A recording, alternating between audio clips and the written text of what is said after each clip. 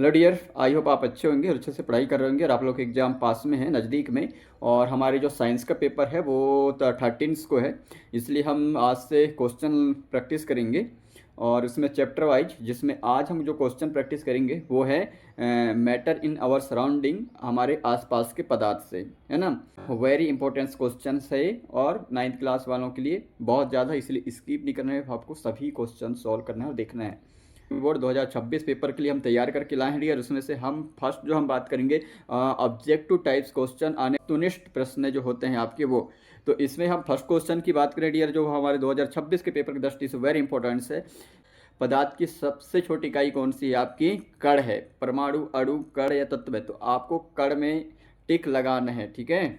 उसके बाद second question है, निम्न में से कौन सा पदार्थ गैस है? तो इसमें दिया है दूध है, लोहा है, ऑक्सीजन है, पानी है। तो इसमें कौन है भाई गैस? देख लो, दूध है, लोहा है, ऑक्सीजन या पानी। तो इसमें जो आपका क्वेश्चन है वो है ऑक्सीजन गैस है। ऑक्सीजन क्या है? गैस है डियर, याद रखिए, है ना। इसको किससे डिनोट करते हैं? ओ से, याद रखिए। डिनोट करते हैं आने ओ फॉर ऑक्सीजन। साइंस वाले, साइंस में एक भी क्वेश्चन नहीं छूटना चाहिए। उसके बाद हम बात करें पदार्थ की कितनी अवस्थाएं होती है। बताओ, पदार्थ की कितने अवस्थाएं होती है? 2 होती है, 3 होती है, 4 होती है, 5 होती है। तो आपने 3 अवस्था हमने पढ़े थे, कौन कौन से? सॉलिड, लिक्विड और गैस। तो हमारे जो है पदार्थ की अवस्था कितने होंगे डियर? 3, यानी बी ऑप्शन राइट है। सॉलिड, लिक्विड, गैस, ठोस, द्रव, गैस, ठीक है, याद रखिए। उस निम्न में से किस में कणों के बीच अधिक स्थान होता है? ठोस में, बी है द्रव, सी है गैस, या सभी में समान। तो इसमें जो बीच में जो अधिकतम स्थान होता है वो है आपके गैस, क्योंकि गैस के पार्टिकल्स बहुत दूर दूर होते हैं, ना ही हम उसको पकड़ सकते हैं, ना ही उसको हम देख सकते हैं। सिर्फ हम महसूस कर सकते हैं कि कौन से डायरेक्शन से आपके गैस आने, जो गैस ऑक्सीजन है, कार्बन है, नाइट्रोजन है, वो फ्लो हो रहा है, जो मिक्स है ना। सिर्फ हम महसूस करते हैं। तो आपका जो है निम्न में से किसमें कणों की बीच अधिक स्थान होता है? तो ऑप्शन आपको याद रहना चाहिए, गैस। क्या? गैस, ठीक है डियर। इसके साथ हम बढ़ते हैं क्वेश्चन नंबर 5। ठोस पदार्थ की विशेषता क्या है? तो ठोस पदार्थ की विशेषता में ए दिया है निश्चित आकार, बी दिया है निश्चित आयतन, और सी दिया है दोनों, या डी दिया है इनमें से कोई नहीं। तो इसका राइट ऑप्शन आपका सी है डियर। कौन सा है? सी, ठीक है, क्योंकि जो ठोस होता है उसका आयतन और आकार दोनों निश्चित होता है, ठीक है। हम जैसे ये ईयरबड देखें तो आज भी ऐसे ही दिखेगा, कल भी ऐसे ही दिखेगा। इसका जो शेप है या आकार, इसमें कोई चेंजेस नहीं दिखाई देगा, इसलिए इसके आयतन और आकार क्या होता है? ठोस के निश्चित होता है। उसके बाद क्वेश्चन नंबर 6 की हम बात करें तो गैस का आयतन कैसा होता है? फर्स्ट दिया है ए निश्चित, बी दिया है अनिश्चित, और सी दिया है स्थिर। स्थिर और डी दिया है इनमें से कोई नहीं। गैस का आयतन कैसा होता है? तो गैस का आयतन निश्चित, अनिश्चित, स्थिर, इनमें से कोई नहीं। तो याद रखिएगा, इसका आयतन अनिश्चित होता है, क्योंकि हम गैस को नहीं पकड़ सकते हैं और ना ही देख सकते हैं, सिर्फ हम महसूस कर सकते हैं, और उसके पार्टिकल्स बहुत बहुत बहुत दूर दूर होते हैं, ठीक है। उसके बाद हम आगे देखते हैं, जैसे आंसर ए का सी है, आंसर ए का सी है, और 2 का सी है, 3 का बी है, 4 का सी है, 5 का सी है, और 6 का बी है। जो बच्चे डाउट हो आंसर भी मिला लेना, ठीक है। ये आंसर की है आप लोग के क्वेश्चंस का। आए हम बात करें अब रिक्त स्थान की और, जो हमारे आसपास के पदार्थ के चैप्टर से ये क्वेश्चंस आपके 100% है, आने के चांसेस आपके पेपर में। पेपर की दृष्टि से वेरी इंपॉर्टेंट है। हम 2026 के पेपर के लिए तैयारी कर रहे हैं, जो क्वेश्चंस वो वेरी इंपॉर्टेंट है, इससे पढ़ना ही है आपको, और पढ़ने के बाद स्किप नहीं करनी डियर। तो आपके है रिक्त स्थान को भरिए आने, फिल इन द ब्लैंक्स की हम बात करें तो फर्स्ट हम बात करें तो इसमें जो आपको क्वेश्चंस दिया है, पदार्थ छोटे छोटे खालिस्तान से मिलकर बने होते हैं। तो पदार्थ जो है छोटे छोटे कणों से मिलकर बने होते हैं। तो इसका ऑप्शन क्या आ जाएगा? कण, छोटे छोटे कणों से मिलकर बने होते हैं। उसके बाद हम देखें 2, गैस के कणों के बीच खालिस्तान दूरी होती है।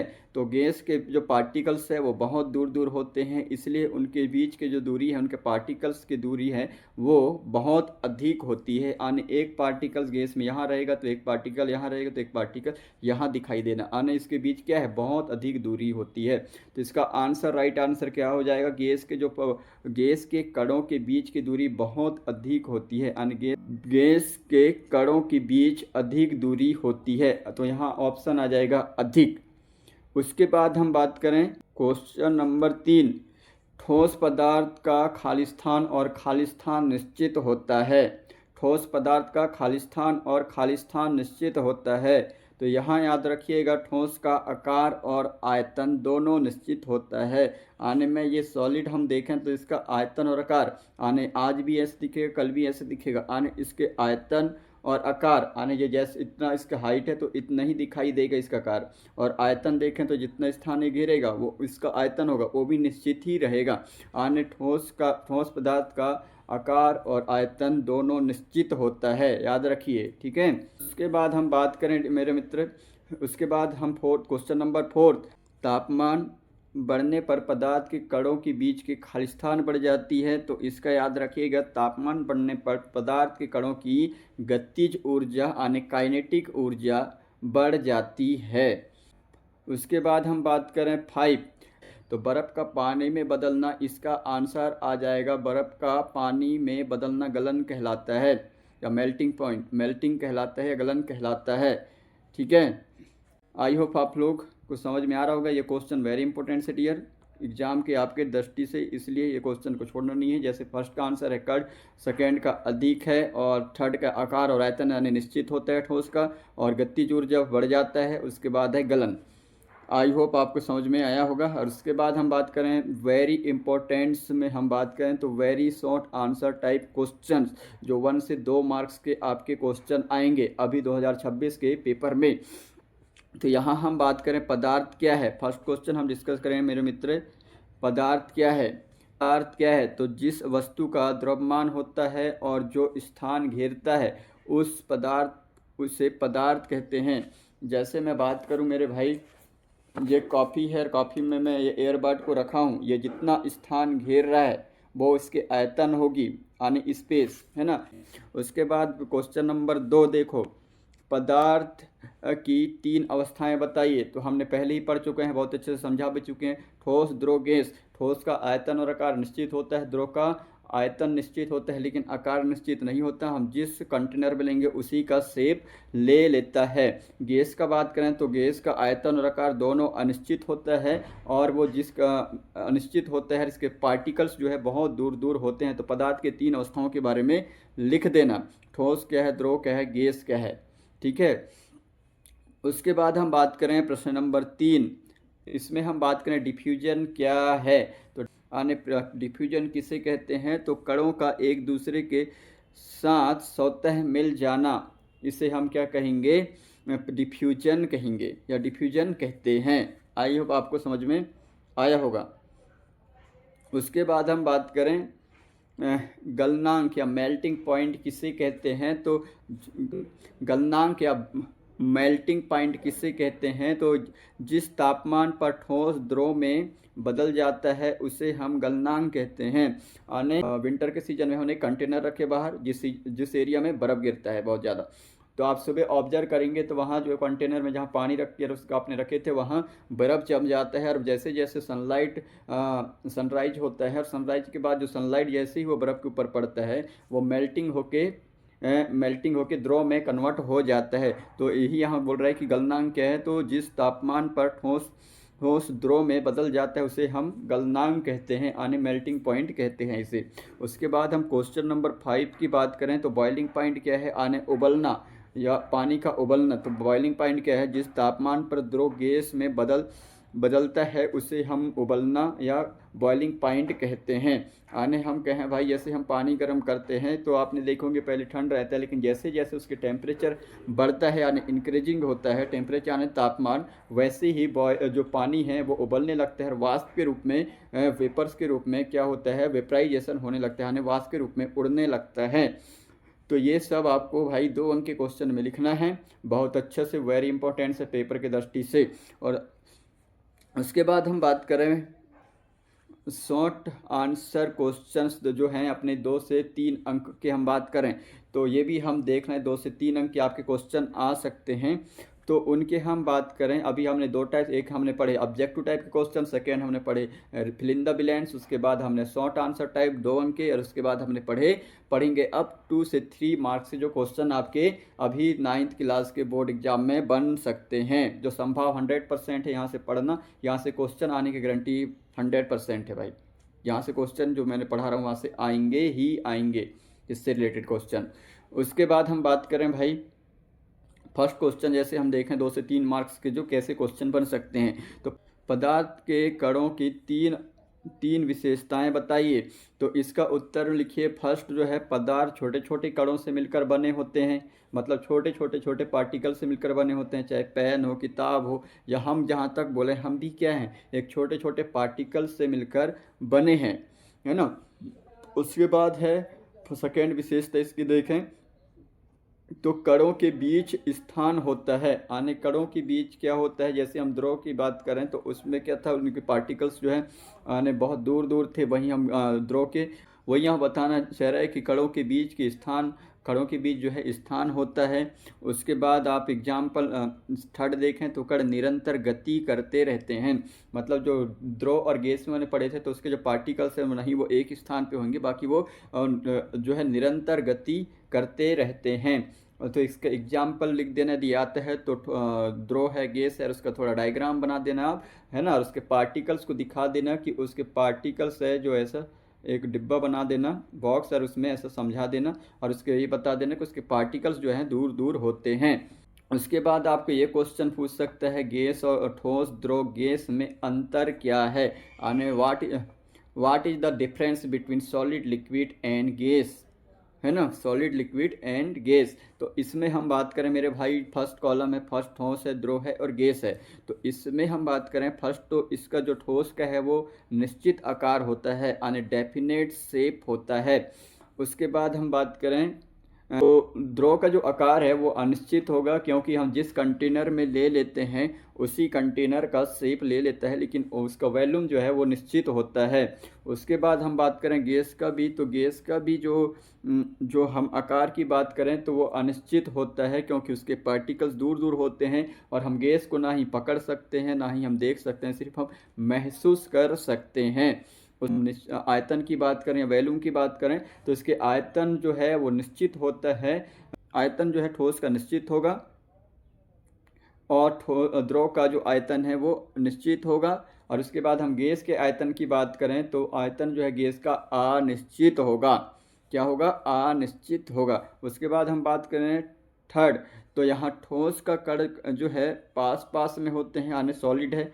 जैसे हम बात करें एयरबड, तो इसके पार्टिकल्स आने ठोस है, आने इसके हम पार्टिकल जो है बहुत पास पास में है ना। तो यही यहाँ समझाना चाह रहे हैं, जो कण है पार्टिकल्स है वो बहुत पास पास में होते हैं, कण है वो थोड़े दूर दूर होते हैं, है ना, और वो मूव कर सकते हैं। और उसके बाद हम बात करें तो गैस के जो कण हैं वो बहुत दूर दूर होते हैं, उसके आयतन और आकार गैस के अनिश्चित होता है। वन शॉट रिवीजन कर लेते हैं, जो ठोस है वो निश्चित आकार का होता है, और निश्चित आकार होता है ठोस का, और उसके आयतन जो है वो भी निश्चित होता है, और उसके कण जो है पास पास में होते हैं। वही हम द्रव की बात करें तो द्रव का आकार अनिश्चित होता है, आयतन निश्चित होते हैं, कण थोड़ा दूर दूर होते हैं। वहीं हम बात करें मेरे भाई गैस का, तो गैस का आकार जो है अनिश्चित होता है और आयतन भी अनिश्चित होता है, इसके कण जो है बहुत दूर दूर होते हैं। यहाँ क्वेश्चन जो दिया है डिफ्यूजन का उदाहरण दीजिए।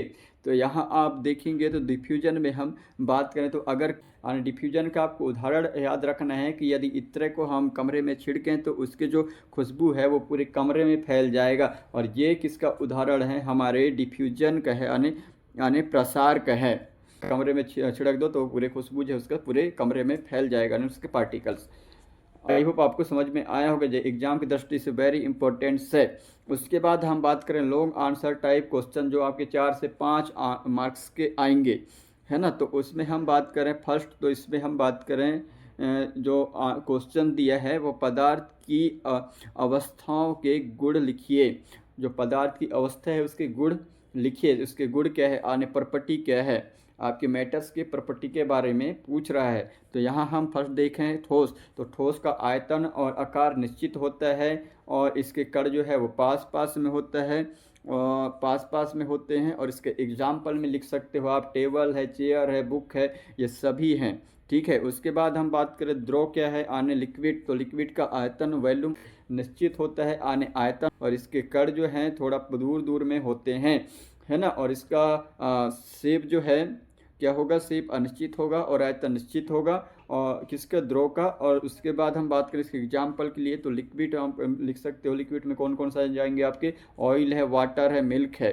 ठीक है, उसके बाद हम बात करें गैस, तो गैस का जो आयतन हम बात करें अब गैस की विशेषता, तो गैस की हम बात करें तो गैस का आयतन भी अनिश्चित होता है और आकार भी अनिश्चित होता है, क्योंकि इसके पार्टिकल्स बहुत दूर दूर होते हैं और ना ही हम गैस को देख सकते हैं, ना ही पकड़ सकते हैं, हम सिर्फ महसूस कर सकते हैं। तो गैस का आयतन और आकार अनिश्चित होता है और इसके पार्टिकल्स बहुत दूर दूर होते हैं। और इसके एग्जाम्पल में लिख देना, कार्बन डाइऑक्साइड, CO2, N2।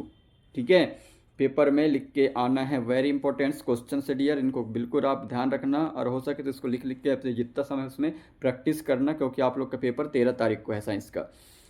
बहुत ज़्यादा मोस्ट इंपॉर्टेंट से यहाँ से क्वेश्चन आने की 100% संभाव है। वाष्पीकरण आने, वेपराइजेशन क्या है, इसके कारक बताइए, आने इफेक्ट, कारक आने फैक्टर क्या है, वाष्पीकरण के जो फैक्टर्स है उसके बारे में आपको बताना है। तो यहाँ हम बात करें उत्तर, तो द्रव का सतह से धीरे धीरे गैस में बदलना, द्रव का सतह से द्रव का सतह से धीरे धीरे गैस में बदलना वाष्पीकरण, अनवेपराइजेशन कहलाता है। कारक की हम बात करें, फैक्टर की बात करें, तो यहाँ हम आ जाएगा हमारे कौन सा, टेम्परेचर, तापमान, सतह क्षेत्र और हवा की गति और आर्द्रता, ये इसके फैक्टर्स हैं। यानी द्रव का सतह से धीरे धीरे गैस में बदलना वाष्पीकरण कहलाता है। आई होप आपको समझ में आया होगा।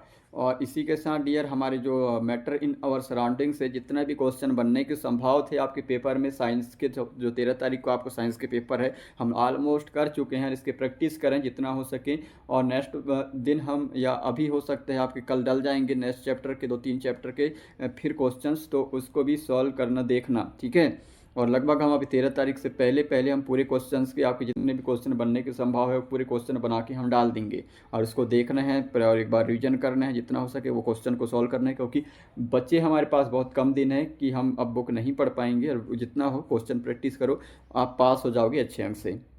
और इसके साथ हम प्रीवियस क्वेश्चन भी देखेंगे 2-3 साल के, जैसे हमें मिलता है, ताकि हमें ये समझ में आए कि वहाँ से कैसे क्वेश्चन बने थे और कितना बने थे और कितने अंक से कितना आए थे, कौन से चैप्टर से कितना आए थे, और इससे हमें आइडिया मिल जाएगा। और इससे आप लोग जो है क्या करना है, प्रैक्टिस करके ना है, और प्रैक्टिस करके यहीं से जाना है, पेपर में लिख के आना है, घबराना नहीं, एकदम आराम से सॉल्व करना है। तो सेल्फ ग्रो की ओर से thank you so much for watching our video, and follow, like, share and comments and subscribe dear, and bell icon button को दबा देना, ताकि आपको नेक्स्ट जो हमारे अभी चैप्टर के जो क्वेश्चंस डालेंगे वो भी आपको मिल सके, और क्लास के लेक्चर भी।